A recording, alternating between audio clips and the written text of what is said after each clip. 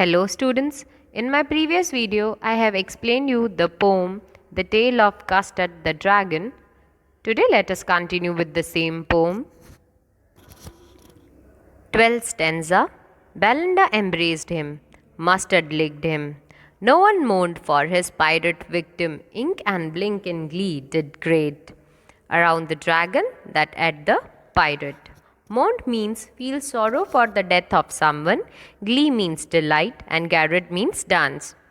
When the pirate was dead, Belinda hugged the dragon and Mustard licked him. No one was sad for the death of the pirate. They all were happy. Both Ink and Blink were running around the dragon in happiness. So here the poet says that all the characters were happy and they were showing their gratitude towards the dragon as he had saved them. 13th stanza. But presently upspoke little dog Mustard.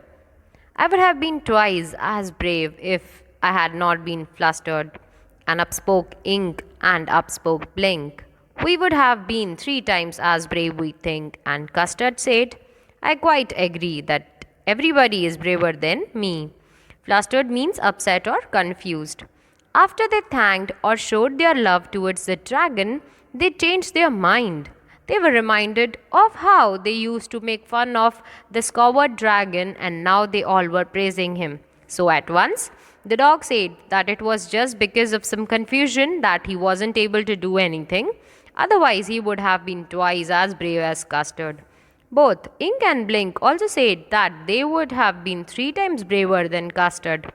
To this, the dragon said that he fully agreed to this, that all of them were more powerful and braver than him. 14th and 15th stanza is same as first and second stanza. So why the poet has used the same lines? He has used the same lines to show that after this terrific episode in which the dragon was the hero, where all the other characters still undermined him by saying that they were more powerful than him and could have handled the situation in a much better way. The poet says that life in that little white house with Ink, Blink, Mustard and Custard, and all of them are very brave, whereas the dragon is still a coward who always wants to stay safe in his cage. Now I will discuss some poetic devices with you. 12th stanza. Belinda embraced him, Mustard licked him. Repetition figure of speech because the word him is repeated for poetic effect. Next line. No one mourned for his pirate victim. Litotus figure of speech because negation is used to convey a positive meaning that everyone refrained from mourning about the pirate. Next line. Ink and Blink in glee did garret around the dragon that ate the pirate. Here there are 2 figure of speech, that is internal rhyme and anastrophe. Internal rhyme because rhyming words Ink and Blink and garret and pirate are used in the same sentence for poetic effect, and anastrophe because there is an inversion in the construction of the sentence for poetic effect. 13th stanza. But presently upspoke little dog Mustard. Anastrophe figure of speech because there is an inversion in the construction of the sentence for poetic effect. Next line. I would have been twice as brave if I had not been flustered.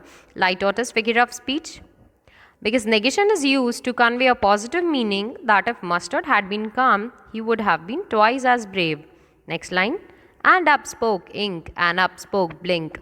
Internal rhyme and repetition figure of speech. Internal rhyme because the rhyming words Ink and Blink are used in the same sentence for poetic effect, and repetition figure of speech because the words upspoke is repeated for poetic effect. Next line. I would have been 3 times as brave, we think. Here there are 2 figure of speech, that is repetition and internal rhyme. Repetition because the word we is repeated for poetic effect, and internal rhyme because rhyming words we and 3 have been used in the same sentence for poetic effect. Next line. And Custard said, I quite agree that everybody is braver than me. Irony figure of speech because the meaning is exactly opposite, that Custard was the bravest of them all. And this 14 and 15 stanza is same as first and second stanza. So we have already discussed the figure of speech of first and second stanza. So I hope students you would have understood the poem and poetic devices. Thank you.